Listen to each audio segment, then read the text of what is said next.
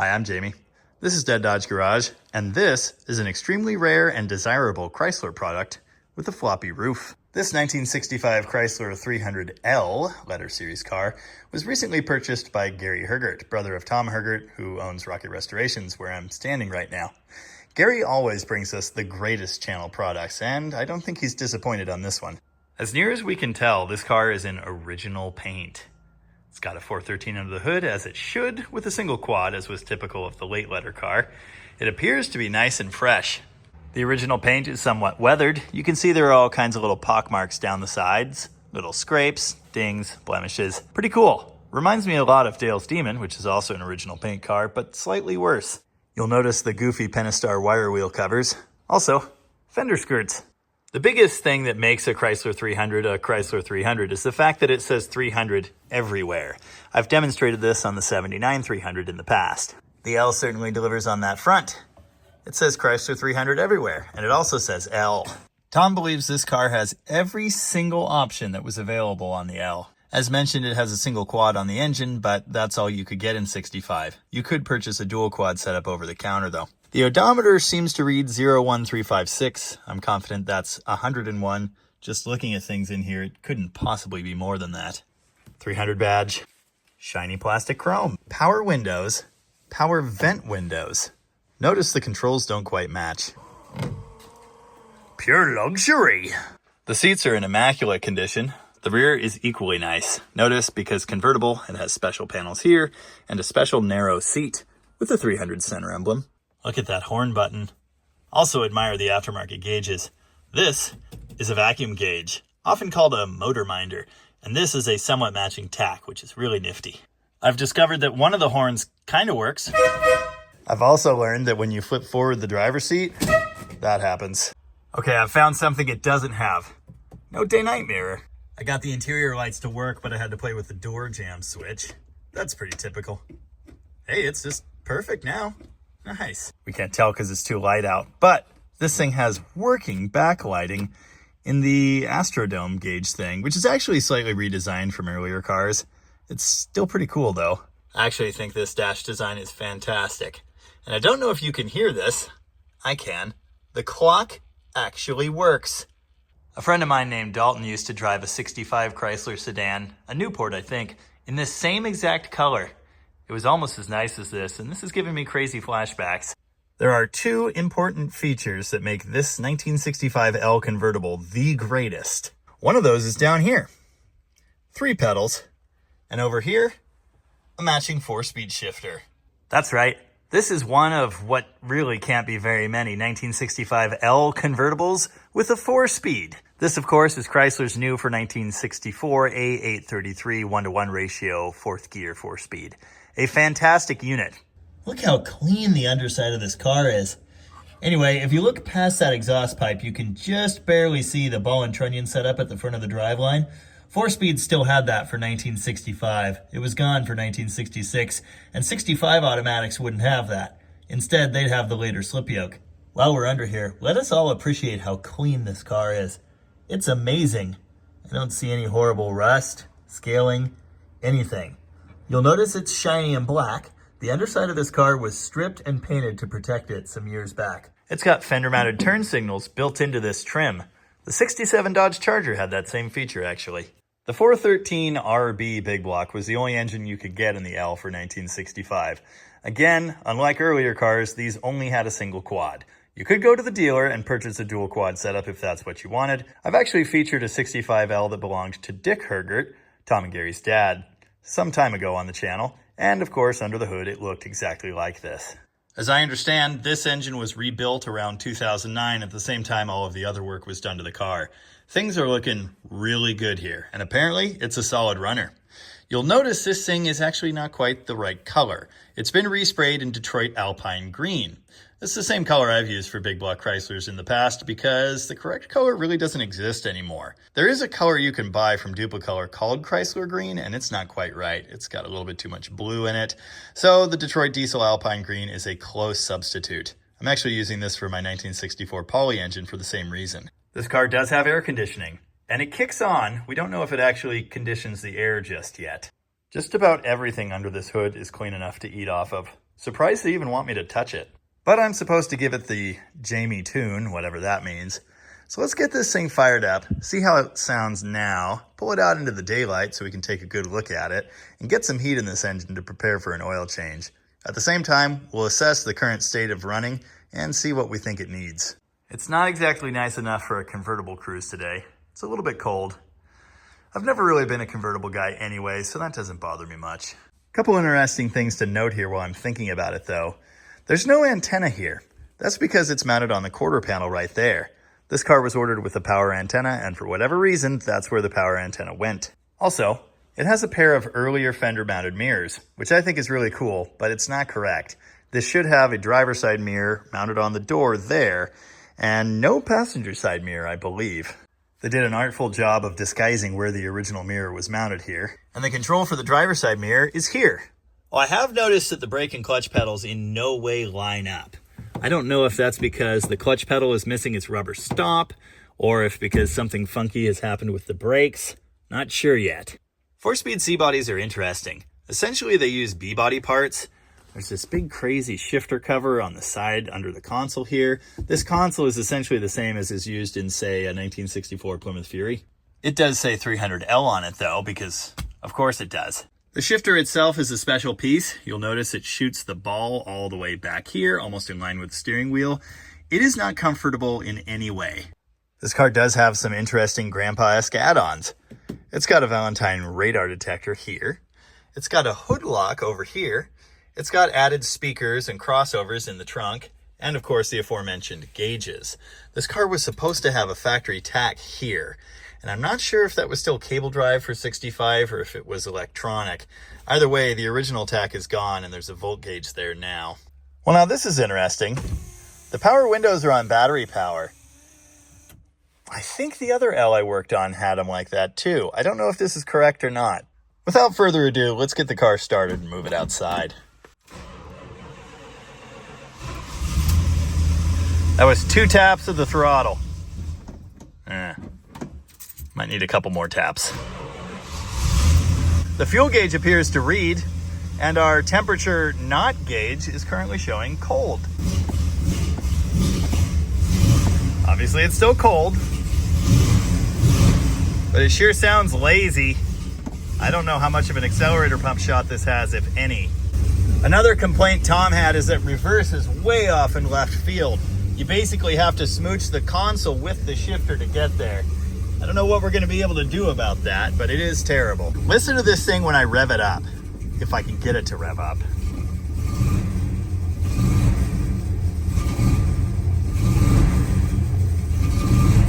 I could be wrong, but I think I'm hearing a miss. Yeah, it's very stubborn. Okay, that could be one issue.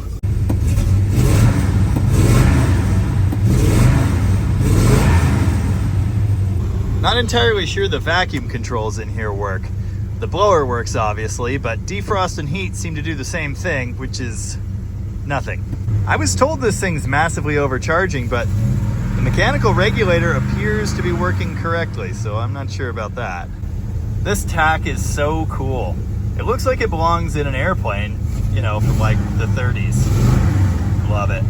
If our motor minder vacuum gaugey thingy is at all accurate, it's not giving us the best of news. Stock engine like this, we'd want to see a good bit over 15 inches of mercury at idle. It's not fluttering. I just noticed a whooshing air noise when I shut the car off, so I'm going to do that for you again. See if you can hear it. I don't know if that's obvious, but I believe we've just figured out why the controls aren't working. Checking all the cylinders with the fancy IR temperature gun thermometer thingy, and it didn't see any jumping out to me as like totally cold or dead or anything. But a visual inspection revealed this. This is not good. That appears to be the wire to number 4, totally melted on the manifold right next to number 2. So that could be one problem. Anytime you see white powdery stuff like that on your plug wires, that is evidence that you've been experiencing arcing.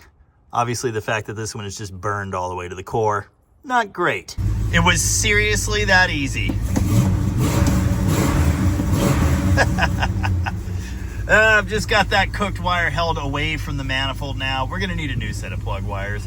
Notice right off of idle, we do still have a pretty good hesitation. So either we have really late timing, which I don't think, due to the way it's starting and kind of running, or we've got a weak accelerator pump shot.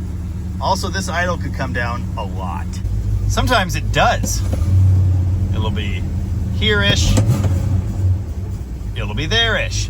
So we either have a choke adjustment issue, we're still in the transitional period where it hasn't warmed up enough to fully open, which I think it should have, or there's a spring issue, a cable issue, something like that. It actually smells a little rich back here, so we need to tune the idles as well. If you know Mopars of this era, then you're probably familiar with the flapper in the passenger side manifold. Essentially what that's supposed to do is close when the engine is cold, which forces exhaust to go up through a passage in the head, cross under the carburetor through the passage in the other head, and then out through the tailpipe. As the thing warms up, the thermostatic spring under that cover warms up and twists the valve open. And when these engines are cold and idling, you tend to hear them rattling around, and this one is definitely doing that. It sounded exactly the same as my Charger. Oil light works. Now that I connected the wire and scraped the paint off so it actually contacts, they're on the back of the engine, and it's an easy enough thing to miss. It's a little while later, and something funny happened. I was messing with the carburetor, and I heard like a little popping and some gurgling, and now there's a puddle on top of this radiator. Now this was dented, it's been like that, and obviously right alongside the dent of this line, this thing cracked. Now I'll have you know I went back and checked the footage, and there were stains coming down from that crack before I ever started it. So it's been like this, it's not my fault, but it did get worse, which is not great. Kind of wanted to test drive this thing. When that happened, I was lowering the idle speed. My thought here is that the transfer slots are probably more exposed than they're supposed to be in this carburetor, which can draw extra fuel into the engine at idle. Hopefully with that step down, we can then back these idle screws out further and balance the idle the way it's supposed to be. But this sort of puts a damper on things. I'm not sure I want to drive it on the road like this. I have depressurized the cap at this point, so it'll keep it from forcing more coolant out of that, but expanding coolant will bypass the cap and go right to the ground through the overflow, which is not really ideal either. Now about that whole overcharging thing. The ammeter, the alternator gauge as it's labeled in this car, is reading perfectly normally, but the volt gauge in the center console where the tach is supposed to be is reading like 17 or 18 volts, and apparently that matches what we're seeing at the battery. This is probably a voltage regulator problem. That's very typical. Up until 1969, these Chrysler products have a single field alternator. There's one external brush connection which is connected to one side of this electromechanical voltage regulator. The mechanical regulators have a set of points inside. These open and close, and the alternator charges and then doesn't charge. This tends to result in flashing headlights and other annoying things, but this is correct. It's how they're supposed to operate. The electronic type that drops in place of it is great, except of course that like other new parts, they're pretty much garbage. Sometimes they work, sometimes they overcharge, sometimes they're just dead. I'm under the dash now because I'm curious about that alternator gauge's wiring. I already regret this because there's the tach wiring. Notice all the wire nuts on the connections. Also, the white wire there should be grounded. Or, as it says on the bottom of the gauge, it should be connected to earth. The turn signal switch wiring looks like this. Nope, I don't want to know. There's still an over-center spring in here. If you don't know, the factory-type Borg and Beck 3-jaw clutch required an over-center spring under the dash to help balance the pedal and make everything work correctly. When you put a modern diaphragm-type clutch in, you want to eliminate that because it can do very strange things. I'm not sure what to think of the different height pedals at this point. The rubber stop for the clutch is in place. It's coming up against that. And the brake pedal, well, everything kind of looks right. I do see that the light switch has moved forward in its adjustment slot, and I don't know if you can see that. So I don't know if there's something missing here, if this is the wrong push rod, if there's supposed to be one of those crazy lever assemblies, and that's just gone. I've been looking all over this car for a shunt wire. A shunt wire is a length of wire, which could be short or long, really, which bypasses the amp gauge and runs charge output from the alternator straight to the battery. This would be about the only thing I could come up with that would explain the amp gauge looking correct while the alternator is actually massively overcharging. There doesn't seem to be anything like that, unless the amp gauge, alternator gauge has been modified internally, which seems highly unlikely. All of the wiring, both here and under the dash, seems to be correct, and I don't know what to think about that anymore. I'm going to replace the voltage regulator anyway, and hopefully that helps. While I'm here, I want to point this out. This brown wire with the plastic piece on it, That is the connector for the neutral safety switch on an automatic car. It would have gone onto a pin down here on the bottom right corner of the starter relay.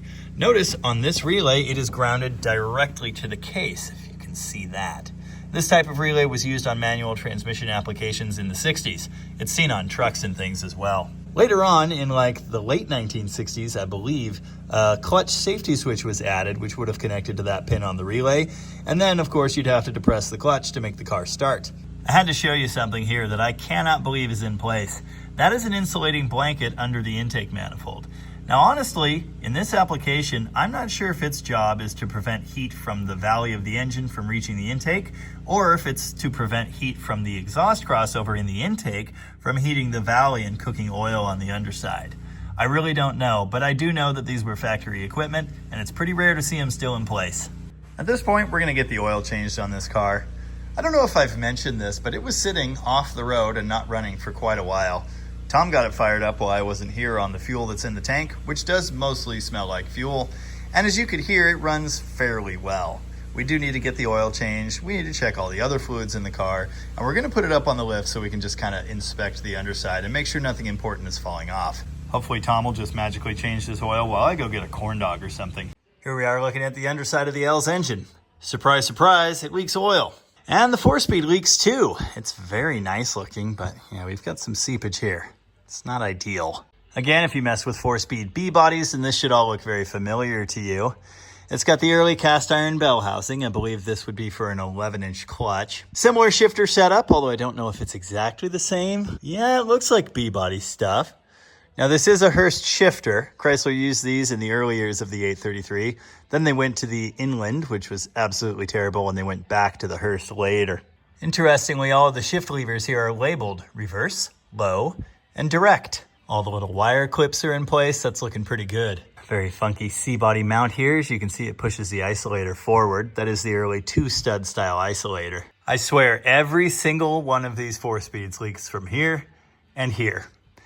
I would never try to fix that. Here's one of those factory torque boxes. This is at the front of the leaf spring.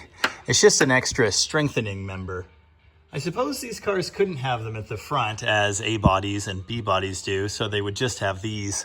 Here's what that area looks like on a normal C body. Note, no strengthening box.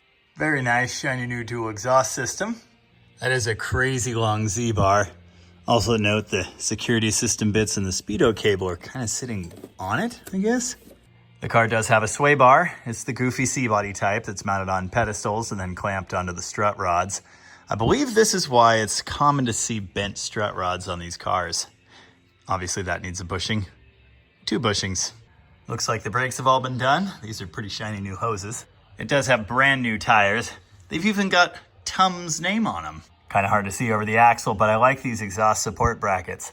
That is the single bracket that's welded onto the car on the passenger side, and that is the added bracket for dual exhaust, which is bolted in place. I'm sure heavy-duty suspension would have been standard with the L. As you can see, these are big, gigantic 6-segment leaf springs.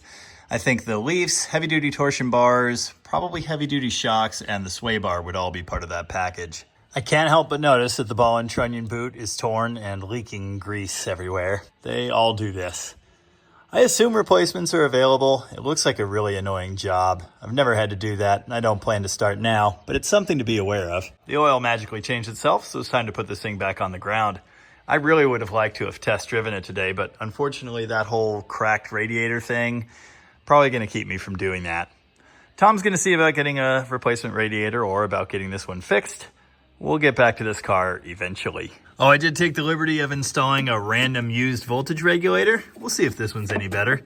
I will tell you, gravity took the bolts while I was trying to do this, and one of them disappeared down here into the fender, and I had to fish it out, which was really, really irritating. On this car, the regulator actually sits in the proper way, and you can read the letters. For some reason, on B bodies, they're always upside down.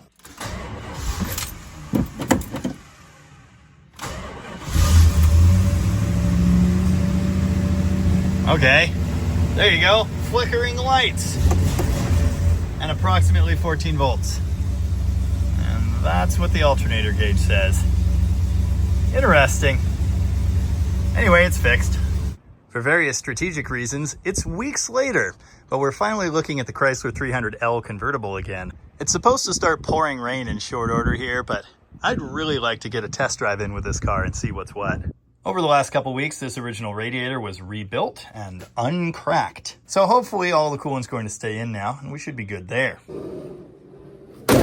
A spare back window has magically appeared. The zipper on the one in the car is kind of goofed up, so when the top is replaced, I think it'll be getting this put in. For now, we'll delicately toss this out of the way over here. Hey, apparently the full-size cars are not immune from the disintegrating seat foam thing I keep experiencing with early A-bodies. Speaking of early A-bodies, these armrests are pretty much the same for like all body styles in the early to mid-60s. I guess I shouldn't say all body styles, but you could see the same armrest with or without this extra front piece in a B body, without this front piece in an A body, although I'm pretty sure these still fit given the location of the handle, and obviously in the full-size cars like this one. Because this is a 65 model, I think this is technically classified as a C body. Technically before then, they were just known as full-size cars.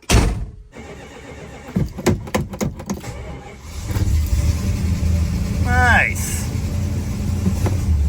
It's definitely been in here for a week, so that's pretty good. Yes, I should have left it on the highest cold idle setting longer.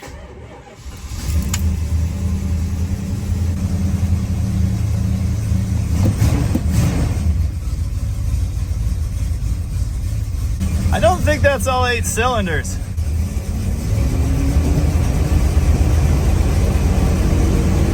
She's a bit of an oil burner, I think. That or it's just super rich. This shifter is terrible. The clutch action is all the way up at the top, too. This is the farthest I've ever driven it. So far, I like it, aside from the horrible surging and such. I'm immediately reminded of that vacuum leak under the dash. Need to look into that. All right, not a choke issue. So I'm gonna check the idle settings now. Yeah, pull-off's working. The stove is actually already holding it open a bit. There's 1.5. 1.5. Well, at 1.5 turns, the exhaust smells about right. Might be a little much still. Hey, remember when I said that didn't sound like 8 cylinders? That could be related. I did notice this 90-degree boot probably shouldn't be here. It was pointing downward a little too close to the manifold. I flipped it this way, but, well, now it could rub on metal, which is not ideal either. Tell you what, it's easy to understand the issue here. There's almost no room around this steering joint guard plate thing. I was able to kind of reach underneath it, wiggle it into place, and then I popped it on with a pair of pliers. Should be good now, and I did take some more slack out of it, so the two are not touching. It's pretty close to the exhaust manifold, which I don't love, but not much else to do here. Later C-bodies have a bracket on the rear of the driver's side cylinder head that holds the wire in addition to the one up on the valve cover. This doesn't seem to have that, so there's no way to clip the wire in a different position. Okay, sounds much better. And yes, there's a horrible belt noise. There's pretty much no way to get away from that with these double belts, I swear. We've tried. It's not raining yet, but suddenly it is super windy, so that's nice. I think it's just about time to drive this thing. Yeah, I don't know if you'll even be able to hear this, but it sounds pretty good. I've somehow gotten through this entire video without showing you one of the coolest parts of the L. It's the glowing L in the crosshair grille. Oh, the headlight covers are pretty great too. Yes, the hood is latched. I think it needs a little bit of adjustment. Okay, I was gonna drive it, but then I remembered the whole hissing thing, so I'm trying to figure that out. While I'm down here under the dash, I think I realized what's going on with the whole shifter thingy. This console is nowhere near where it's supposed to be. It's up out of its bracket on this side, and I'm sure it is on the other side too. So maybe we can fix that pretty easily. None of the controls are working for moving the blend doors in the box, so I'm fairly certain there's no vacuum getting to the controls whatsoever. And obviously we can hear a giant vacuum leak, so that makes sense. It sounds like it's coming from back here, which is absolutely impossible to reach with the dash and everything together. I think I could loosen the top of the glove box here. So I managed to get the glove box open, which was easier said than done. Then I realized this is here. This is a vacuum switch, and I think what it must do is open the trunk. It works, but also it leaks. So that's the noise. Unfortunately, Even when holding the button down to fix the little vacuum leak issue, none of the controls work at all. So there's still another issue there. I'm probably gonna have to dissect this dash. And by I'm probably gonna have to dissect this dash, I mean, hopefully someone else will dissect this dash. All right, enough messing around. The weather's about to get yucky, so it's time to experience one of 12 1965 300L 4-speed convertibles. I haven't done one of these test drives in a while up here at Rocket. The shifter and the clutch both need some attention. Brakes are dragging. I noticed that backing out of the shop, but then I decided it must be my imagination. No, it's not. Huh. Of course, I don't have my phone mount today, so you camera flip guys are in for a treat.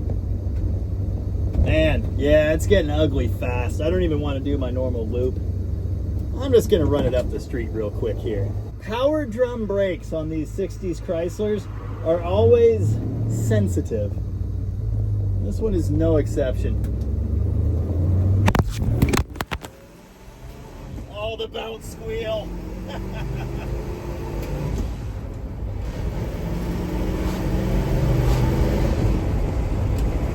We likes it. We likes it a lot.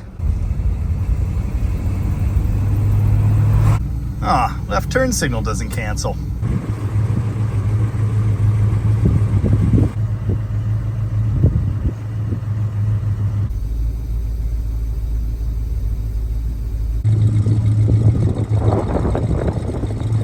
Okay, I've only done it once so far, but rowing the gears in this gigantic boat is incredibly satisfying. There is an obnoxious rattling noise up here that needs to be addressed. It's probably this aftermarket air horn deal. You know, as one of 12 300L convertibles with a 4-speed, this thing is incredibly rare. It's rarer than a 6-pack Fury GT. It's probably the rarest car I've ever touched and ever will. Ooh, Challenger. So orange. You just have to love the Survivor original paint thing. Yes, it's got little dings. They always do. The 64 Dart GT I brought home a week or two ago in its original black paint has the same kind of thing. And you'll have little scrapes and scratches and dings and touch-up spots. It's no perfect, beautiful museum quality show car, but it's so sweet. Things are about to get yucky here. We gotta cut this one short, unfortunately. That vacuum leak noise would drive me absolutely insane in pretty short order. Brakes aren't dragging now. This thing is occasionally holding up on the last cold idle setting, so it'll idle up a little bit, down a little bit. It's not the end of the world, but it's kind of obnoxious. No, we are not going to bang the gears in Gary's L convertible.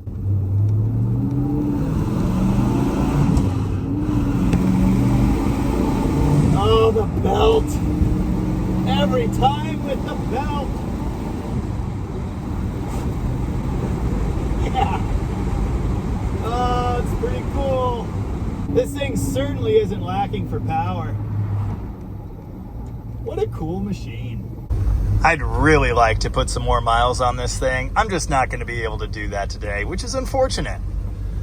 You know, it could probably benefit from a little bit more tuning and testing. And again, the clutch and shifter adjustments, reattaching the console to the floor, these would all be very nice things.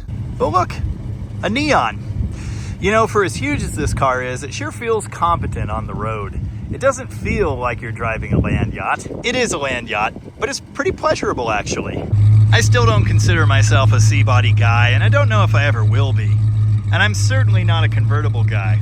But there is a lot to like about this machine. I've always loved the look of the 65 Chrysler, especially the taillight panel and, well, the straight uninterrupted lines all the way down the side. It's very Elwood angle. It's elegant, it's simple, and I like it. Anyway, I hope you enjoyed this one. We might just see more of the L convertible in the future. I don't think this will be leaving Gary's fleet anytime soon. If you want to know more about the car, Tom did do a video on it on his channel a few weeks back now, so you can definitely go check that out. That's Rocky Restorations on YouTube. Until next time, as ever, thank you very much for watching. And remember, this is Sparta!